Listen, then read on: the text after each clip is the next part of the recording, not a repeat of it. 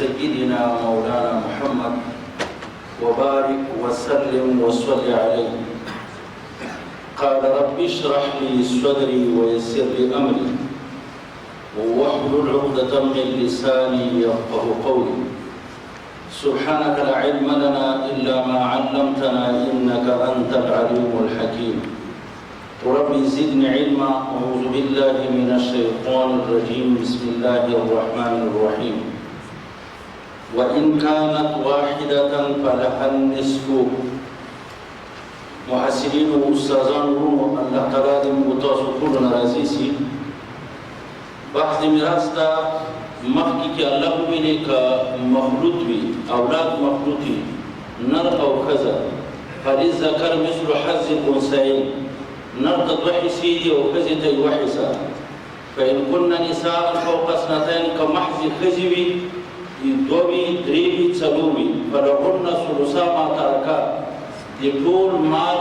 دوه حصې به دې ښځو ته ورکول کېږي. درېیم صورت الله پیش کوي وإن كانت واحدة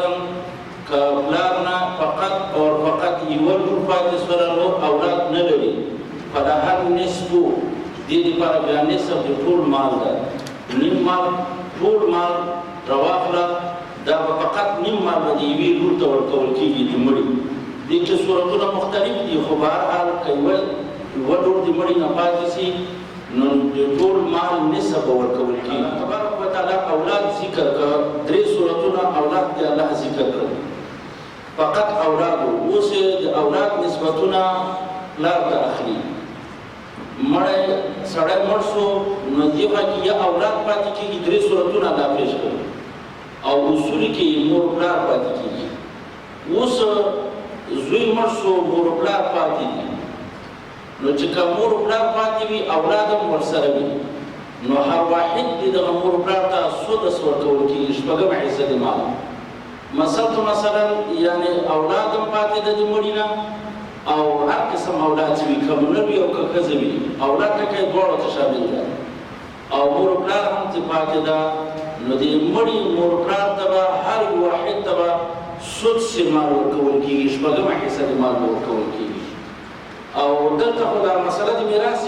شروع کېږي چې سدس راسي د شپږو نه شروع کېږي هغه اقل مخرج نه مسله شروع کېږي یعنې شپږ حصې باندې به دا تقسیمېږي یوه حصه به مور پلار ته ورکول کېږي مابقیه مال به چې څرنګه قرآن بیان کړی اولاد ته به بیا همغسې تقسیمېږي. نو دا څلورم صورت الله ذکر کوي. په مور پلار کې الله تعالی ټوټل درې حالات ذکر کوي. یو حالت د مور پلار هغه ده چې مړي دپاره اولاد وي نو معلومه شوه چې د هر واحد لپاره سدس ده شپږم حصه ده د مال. نو الله وایي ولابویه ګوره د ابویه کې ضمیر مو مړي ته راجع کوو دلته مخکې مړی نه ده ذکر شوی ضمیر مخکې مقام د مړي ده د میراث ده میراث ځانه مخکې مړی غواړي نو ولابویه کې ضمیر مو مړي ته راجع کوو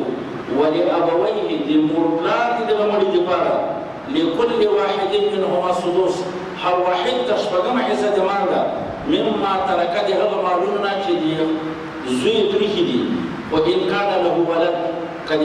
مړي دپاره بچی وي بچی که مذکر وي نر وي او که ښځه وي چې اولاد هم د مړي نه پاتې ده مور پلار هم پاتې ده بس د مور پلار حصه معلومه شوه هر واحد ته به د ټول مال که منقولي مال وي او که غیر منقولي منقولي مال لکه د مال د دولت پیسې غیر منقولي لکه جایداد ځمکه شپږمه حصه به مور پلار ته ورکول کېږي. یو حالت د مور پلار بیان شو. اوس سړی مړ ده فقط مور پلار پاتې دي نورې اولاد نشته ده هېڅ څوک هم نشته ده سوا د اصولو نه اصول لري یعنې مور یې هم شته ده پلار یې هم شته ده بس چې مور پلار د سړي نه پاتې سي نو پلار نر ده او مور هم ښځه ده که نه هماغه فیصله پرې تطبیقي فللذکر مثل حظ الانثیین د سړي دپاره دوه حصې دي او د ښځې لپاره یوه حصه خو الله تبارک وتعالی دلته تعبیر په بل قسم کړی ده داسې وایي فإن لم يكن له ولد که د مړي دپاره بچیان نه وي نه نر او نه ښځې نو فقط پاتې سو اصول من ورته وایي مور پلار پاتې سو که نه نو الله ډېره ښه فیصله کړې وورثه ابواه میراث وړي د دې مړي نه ابواه مور پلار د دې مړي نه وروستیان ورثه دي څومره فلأمه الثلث مور دپاره درېیمه حصه ده نو چې مور دې پر درېمه حصه سو ور باقي للاب خپل معلومه سوله چې باقي حصه خو دې پلار سره کړه نو چې سورس مور ته ورکړی شي 200 صفات چې هغه د خود په خود د چا سره هغه د پلار سره ګوره په دې ذکر مثل حظ الانثيين مسأله تدبیر سره فإن لم يكن له ولد کچېرته د مړي دپاره بچیانو نه سلبي اولادو سلبي اولاد خپل دا بچیان او نه اولاد الاولادو لکه مسیان دا نه فقط مور پلار چې موږ اصول ورته وایو دا پاتې سو وورثه ابواه میراث وړي دي د مړي نه مور پلار دي د مړي خو په لأمه الثلث مور ته درېمه حصه ده والباقي للاب دوه حصې پاتې کېږي هغه پلار وړي مسله به اخلاص شي ګوره دوه صورتونه په مور پلار کې الله تبارک وتعالی بیان کړل اوس که داسې مسله راغله دا او اصول نشته یعنی اصول د مړي شته مور شته خو د مړي اولاد نشته د اطراف ورته وایي ګورې یو د مړي اصول د پاسه پلار نیکه دغو ته اصول وایي لاندې ته فروع وایي اولاد او لمسیان پروسیان چې هر څه ورته وایي دا دې ته فروع نه وایي د ورونو ته اطراف وایي ښه دا په ورونو خویندې دا په اطرافو کې راځي و درېم صورت قرآن پاک چې پیش کړی دا د اطرافو پیش کوي اوس مور پاتې ده خو مړی هغه نه لري اولاد نه لري چې فروع دي سړی مړ شو فقط مور یې پاتې شو خو ورونه خویندې لري مړي مور ته به څومره حصه میلاویږي الله بیان وکړه چې مور ته یې سدس ده ګوره په اطرافو سره دا مور د ثلث نه نقل شوه سدس ده د درېمې حصې نه نقل شوله شپږمې حصې ته نقل شوله چې یو سره یو کله ته بیا هم وایي سړی مړ شو اصولو کې فقط مور لري او اولاد نه لري خو اطراف لري اطراف یعنې خویندې ورونه لري هر قسم خویندې ورونه وي خویندې ورونه درې قسمه دي اعیاني موږ دې ته وایو چې د مور او د پلار دواړو نه وي علاقي دې ته وکړي چې د پلار نه وي اخیفي دې ته وي چې فقط د مور نه وي درې قسمه ورونه راځي که نه خویندې راځي هر قسم خویندې ورونه چې وي که د مور او پلار دواړو نه وي که فقط د پلار نه وي که فقط د مور نه وي چې مور سره په میراث کې راغلل مور له درېمې حصې د مال نه نقل کېږي شپږمې ته شپږمه حصه خو کمه راځي په نسبت سره درېمې حصې ته دا درېم حالت الله ذکر کوي درې حالت الله تبارک وتعالی په اولاد سلبي کې ذکر کړل د اولاد کې درې حالت یې ګوره په اصولو کې ذکر کړل یعنی مور پلار کې درې حالت الله ذکر کړل فإن كان له إخوة كچېرته وي د مړي دپاره ورونه اعیاني وي که اخیافي وي که علاتي وي فلأمه السدس مور دپاره شپږمه حصه ده تاسو ته په ابتدا د میراث کې مخکې د دې سبق شروع کېدو نه اختر نه مخکې ما خبره کړې وه چې سړی مړ سي حقوق متعلقه بترکة المیت اربعة داسې راځي داسې عبارت نقل کړی ده سړی چې مړ سي د دې ترکې پورې څلور حقوق تعلق نیسي اول به تجهیز او تکوین کې اول به د مړي تجهیز او تکوین کې کفن به اول ورته کېده چې دا کوم خرچه کېږي اول به د مړي د دغه مال نه به د مړي تجهیز او تکوین اول کېږي که قرضداران وي وصیت وي او که نه وي خو اول به د تجهیز او تکوین د مړي کېږي ولې دنیا کې هم داسې ده چې سړی قرضدار وي که نه نو کپړې مخکې اغوندي کپړونه څومره شي سره وړی چې ته به جامې نه کې ماته به قرض لنډی دا عرف عادت کې نشته ده سړی چې مړ شي که څومره قرضدار وي اول به دته موږ تجهیز او تکوین کوو دا د کفن بندوبست بیا اول کوو د دې مال کله چې مال د مړي تجهیز او تکوین وکړو مال باقي و بیا به قرضې خلاصو زه یې پښتو کې درته وایم بیا به د قرضدارانو قرضې خلاصو په دې قرض خلاصون کې خپله اصول دي داسې نه دي چې هر قرضدار راځي او پیسې به ورکوي بیا به مقدار ته ګوري خو دا خو د دې ځای نه ده زه بیا به قرضې خلاصو که قرضې مو هم خلاصې کړلې مړي مال نور هم لا باقي ده بیا به کور وصیت یې کړی ده مړي او کنې ده کړی بیا وصیتونه هم خپل کور کې اقسام لري مخکې په حین د صحت کې وصیت کړی که په حین د مرض کې کړی ده که په وخت کوم مرض کې چې دی مړ کېږي که په دې مرض کې ده وصیت کړی وي مثلا د 3 لک روپۍ مې وصیت ده 1 لک روپۍ کې وصیت نافظ ده د مړي زیات ده کې نه ده نافظ یعنی وصیت مړی په وخت د مرض موت کې چې مړ کېږي دی وصیت چې په څومره روپیو باندې کوي د خولې ته اعتبار شریعت نه ورکوي درېیمه حصه به نافظ کېږي وصیت ما په خبرو کې انشاءالله ټول پوه شو ان الله تصدق عليكم بثلث اموالكم في اخر اوقاتكم حدیث راغلی في اخر اعمالكم راغلی ده الله انسان باندې دا احسان کړی ده چې په اخر د عمر کې ورته ویلي چې زه خیر ده کارونه دې ډېر ګډوډ کړي کله وصیت اوس کې هم درېیمه حصه دې ما وصیت کولی شي او هغه بعد بیا کمال دی وصیت نام باقی پاتې شو بیا به دغسې ترتیب باندې تقسیمیږي لکه دا قرآن سره شروع کړی ده اصحاب الفروض ته به ورحیسي ثبت ته بیا ذوی الارحام ته هغه بعد بیا مولا العتاقه ته هغه نور دي چې څومره ورثه کې شریک دي هغسې بیا ترتیب باندې تقسیمیږي نو دلته الله تعالی داسې ویلي ګورې دغه من بعد وصیة یوصي بها او دین دا دغه ټولو حصو پورې متعلق دا ضرب دا خو ټولو حصو پورې متعلق کېږي داسې راځي هذه الانصبه لهؤلاء الورثه دغه حصې دغه ورثو دپاره دي خو من بعد وصیة یوصي وروسته د وصیت نه یوصي چې وصیت کړی دی مړي بیا او بعد اداء دین دا ورثو ته به کله موږ دا حصې ورکوو چې وصیت هم نافظ او بعد اداء دین قرضه هم خلاصه چې غربات مړو ته د مړي میراث بیا په دغو خلکو تقسیمو کمال پاتې نشي که نه د تجهیز او د تکوین نه خیر د بیا نه پاتې کېږي نه بیا قرضدارانو چې شته ده نه وصیت نافظ کېږي نه ورثو ته چې ورکول کېږي که د قرضدارانو سره مال خلاص کړلی شو بیا هم ورثو ته چې نه پاتې کېږي که وصیت سره مال خلاص شو بیا هم ورثو ته چې نه پاتې کېږي که دا درې مرحلې طی کړلې بیا مال پاتې شو نو بیا به دغو ورثو ته ورکول کېږي انشاءالله ټول سره پوه انصبات لهؤلاء الورثه دغه حصې دغه ورثو دپاره من بعد وصیة یوصي بها او دین وروسته د وصیت نه دي چې د وصیت کړی په د وصیت سره او ادا او دین او بعد اداء دین د قرضې د ادا کولو نه وروسته د حصې هم دغو ته دغه انصبه او دغه خلکو ته ورکول کېږي محصلین ورو دلته یوه مسله ده ما تاسو ته په خپل ترتیب کې وویلې چې د مړي سړی مړ شي حقوق متعلقه په مال متروکه د مړي پورې څلور دي اول مې ویلې تجهیز او تکوین بیا قرض لنډول بیا وصیت دلته قرآن یو بل کار کړی ده من بعد وصیة یوصي بها او دین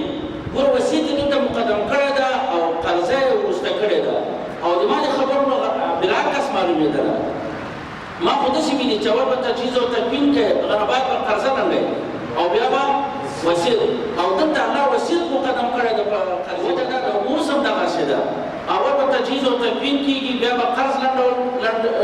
ورکول کېږي او بیا به وصیت نافظ کول کېږي ستا اعتراض په ما دا ده چې وصیت ولې الله مقدم کړی وجه دا ده چې وصیت یې ځکه مقدم کړی ده دلته په قرضې ورکولو باندې له دوو وجو نه یو له وجې د اهتمام بشان د وجې نه اهتمام بشان دا ده چې الله وایي لکه څرنګه چې د مړي قرض ادا کول امر مهم ده دقسې وصیت نافظ کول هم امر مهم ده انشاءالله به پوه شو دویمه نقطه کې دا ده چې الله د وصیت څخه مقدم کړی ده چې د قرض طلب کوونکی قرضدار د هغه تر کتې ورکوي که نه ورکوي غواړي زما په خبره پوهېږي وصیت چې چاته سوی ده هغه یې نه غواړي نو الله دا وصیت مقدم کړ چې وخلکو دا مړی په وصیت باندې لکه په قرض باندې الله یې نیسي که تاسو دا وصیت د مړي نافظ نه که تاسو دا هم الله نیسي په دې خبره باندې ولې د قرض دپاره طلب کوونکی شته خو د وصیت طلب کوونکی نشته الله د دین نه مخکې که وصیت چې دوه درې ځایه مخکې کړی ده الله په خپلو خبرو کې وصیت یې مقدم کړی ده په دین باندې له وجې د اهتمام د شان د وجې نه یا د دې وجې نه چې قرض طالب لري او وصیت طالب نه لري ځکه الله وصیت مقدم کړی ده انشاءالله په دې باندې پوه شو الله تبارک وتعالی اوس یو بله خبره کوي واورئ دا تقسیم دی میراث د حصو دا چا کړی ده الله دا د خپل علم مطابق کړی او د خپل حکمت په خپل مقتضا د حکمت باندې الله دا تقسیم کړی ده الله مونږ ته دا وایي که دا تقسیم د حصو ما نه وی کړی او تاسو ته مې درکړي کوي وایي انسانانو تاسو به په میراث کې هغه سړی مقدم کاوه چې تاسو ته نفع دررسوي. تاسو به په میراث کې کوم سړی مقدم کاوه چې تا ته یو اخروي نفع درکوي یا دنیوي، او په دې باندې ته پوهېږې نه چې تا ته زوی ډېر انفع ده او که لور ډېره انفع ده، یعنې سړي ته نفع چې ورکوي لور ډېر ورکوي که زوی، په دې ته پوهېږې نه. خود به خوده به په دې مسلې کې درنه ورانی کېده. نو الله وایي دا ما تعین د حصو د میراث کړې ده په مقتضا د خپل علم، په مقتضا د خپل حکمت. نو ته عقل اسونه مسغله وکړه چې خپل عقل دې ما عقل دا نه مني چې سړي ته دې دوه حصې ورکول کېږي او ښځې ته دې یوه حصه ورکول کېږي. ته پکې راکړه راکړی چې ته اوس په دې حصو کې غږېږي. د الله مقصد دغه ده چې دا مقتضا د علم د الله باندې دا تقسیم شوی ده او د حکمت په تقاضا شوی ده. دې کې د تاسو کار نشته ده، نه ستاسو عقل دې خبرې ته رسېږي. هغه خبره الله کوي. وابناؤکم لا تدرون، او آباؤکم وابناؤکم پلاران ستاسو او زامن ستاسو لا تدرون، تاسو یې نه پېژنئ ایهم کوم یو د دوی نه اقرب لکم نفعا ډېر قریب ده ستاسو دپاره هغه جهت نفع. دا باندې تاسو نه پوهېږئ چې نه پوهېږئ نو الله ته غوږ ونیسئ. الله چې کومه حساب څنګه بیان کړې ده مقصد عمل ورباندې کوه. اوس بعضې حصې موږ ته رسول الله بیان کړي دي چې رسول الله څنګه بیان کړي دي هماغسې به غوږ ورته نیسو. که ته وایې چې رسول الله هم انسان ده، ما ينطق عن الهوا ان هو الا وحي يوحى، پیغمبر چې کومه خبره کوي هغه د الله خبره وي. په مسله باندې واضح کړلی شوې. دا فریضة دا منصوب ده بنا بر مفعول مطلق لپاره د فعل محذوفه. فرض فریضة من الله، دا اندازه کړلی شوې ده په اندازه کولو سره من الله د خدای طرف نه دا حصې اندازه شوي دي. ولې؟ ان الله کان علیما، الله علیم ده په قسمت د میراث باندې، او حکیم هم ده الله تعالی په دې کې چې په حصې د مذکر او د مؤنث کې الله حکیم هم ده. په 2 منټو کې خلاصوم انشاءالله. اوس یو ورثه نسبي موږ ورته دا ګوره ټول ورثه نسبي وو، پلار او مور او اولاد خو په نسب کې راځي که نه. یو ورثه سببي دي، ښځه او خاوند دا سبب د وجې نه د نکاح د وجې نه میراث کې حق پیدا کېږي. یو ورثه نسبي دي. تر اوسه پورې د ورثو نسبي بیانو، اوس د ورثو سببي بیان کوي چې په سبب سره یو سړی وارث ګرځېدلی، پردۍ ښځه وي خو چې تا په نکاح کړه ته مړ شولې تا نه میراث وړي. پردی سړی ده، ښځه میراث یې راوړی شي چې خاوند دې شي. ښځه ده چې دا ښځه شوله ته میراث یې راوړلی شي. نو حصې څومره دي؟ اسانه ما ته ګورې. ښځه مړه شوله، خاوند پاتې شو، بچیان نه لري دا ښځه، نه د خاوند نه نه د بل خاوند نه، د ټول نیم میراث به د دې ښځې خاوند وي. که بیا بچیان لرودل څلورمه حصه مال خاوند وي. خلاصه شوه. راځئ بالمقابل خاوند مړ شو، بچیان نه لري. څو بچیان نه لري خاوند، نه د دې ښځې نه نه د بلې ښځې نه. څلورمه حصه د دې خاوند د مال څلورمه حصه دا ښځه وړي. یوه ښځه وي که دوه وي که څلور وي، څلورمه خو زیات جایز نه دی، ربع وړي څلورمه حصه. خو که اولاد یې وو د دې سړي د دې ښځې نه یا د بلې ښځې نه، که یوه ښځه وي که دوه وي، سمن اتمه حصه د مال به وړي. بس دا فیصله خلاصه شوله. دا ورثه سببي دي، د سبب او د نکاح د وجې نه دا تقسیم ادا وکړه. یو ځلې بیا هم وایي که خاوند ښځه مړه شوله، خاوند پاتې شو، اولاد نه لري، دا ښځه نه خپل د دې خاوند نه نه د بل خاوند نه نیم مال وړي دې ښځې، او که اولاد یې لرلوده د دې خاوند نه یا د بل نه څلورمه حصه دا خاوند وړی شي. او که ښځه مړ شو، اولاد یې نه لرلوده د خاوند نه د دې ښځې نه نه د بلې ښځې نه څلورمه حصه وړي. او که بیا اولاد لرلوده یوه ښځه وي که دوه وي اتمه حصه وړي. انشاءالله تر دې ځایه پورې به سبا بیا خلاصه شي. تاسو ګورئ ورته. الله وایي ولکم تاسو دپاره نصف ما ترک ازواجکم، نیمه حصه د هغو مالونو ده ترک ازواجکم چې پرېږدي ستاسو بیبیانو، ان لم یکن لهن ولد، که دې ښځو دپاره بچیان نه وي مطلقا، نه د دې خاوند نه بچی لري نه د بل خاوند نه، نه نر او نه ښځه. فإن کان لهن ولد، که دې ښځو دپاره بچی وي، فلکم الربع، بیا تاسو دپاره به څلورمه حصه د دې ښځې مال وړئ تاسو. مما ترکنا، د هغو مالونو نه چې پرېښي وي دې ښځو، من بعد وصیت، وروسته د وصیت نه، یوصین بها، چې وصیت کړی دې ښځو په دې وصیت سره، او دین او بعد اداء دین. ګوره ما خبره بیا دلته ده.